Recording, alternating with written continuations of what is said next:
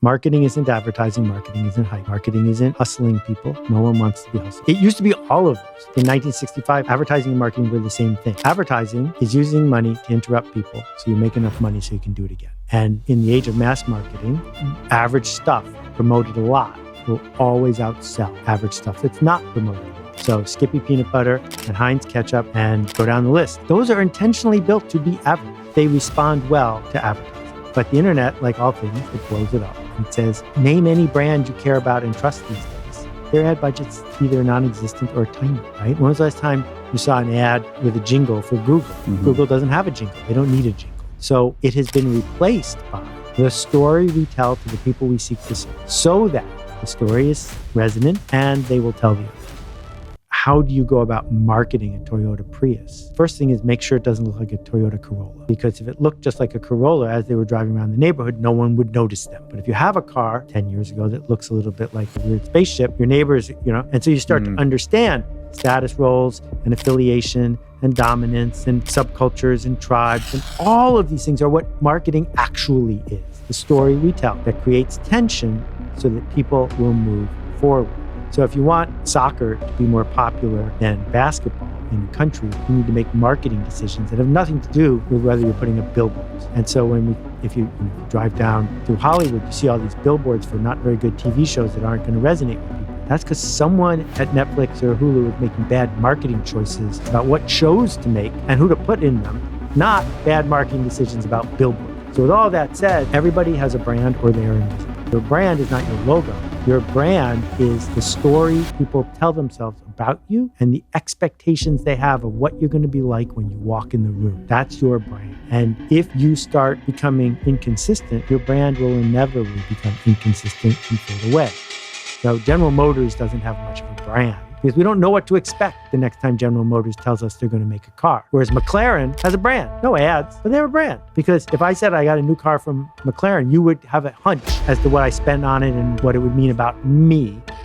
Authenticity is overrated. Your customers don't want you to be authentic. Your podcast listeners don't want you to be authentic. They want you to be the best version of you that you promised them. That there are certain professions like rock star where you get points for having a meltdown on stage and dying of an overdose because that's authentic. But in most other fields, if you go to see a doctor for a checkup, you don't care that the doctor's having a bad day. You just want her to be the best version of that doctor that she is capable of being today because that's what you bought. And so, when you see somebody having a tantrum dealing with a customer service person, that's unacceptable. It is a version of status roles that I don't approve of. But also, if that person who was having the tantrum was someone you knew, their brand would change in your mind.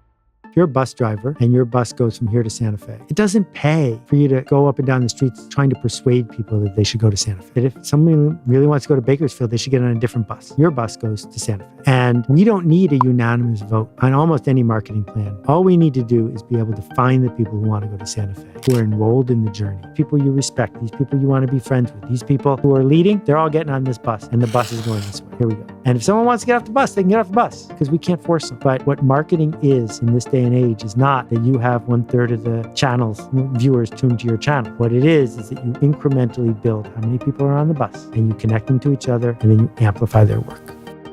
I started one of the very first internet companies. And what was going on in the internet in the 90s was think about how we spend our time today and imagine that none of those companies existed. So there was this huge race because it was a buffet for a few of us who understood what was happening. And if you put too much on your plate, it all fell.